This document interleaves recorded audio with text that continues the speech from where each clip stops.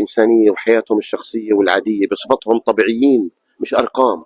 الاحتلال بيحاول يعني يتعامل مع شهدائنا على أنهم أرقام، بجوز لأنه غزارة الشهداء وتدفقهم ما فيش وقت إنه نكتب قصصهم. بس أنا بدعو ودعيت أكثر من مرة إنه الشهيد الفلسطيني يجب أن نعرف عن حياته الشخصية أكثر مما نعرف عن كيف استشهد.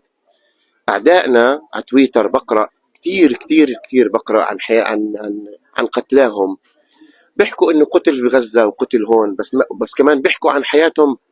أنت تأثرتي إيمان؟ معلش أنا آسف. الله يرحمهم. فبروحوا على حياتهم الشخصية، شو أحلامهم كانت، شو كان يعمل امبارح، شو الأكل اللي كان يحبها.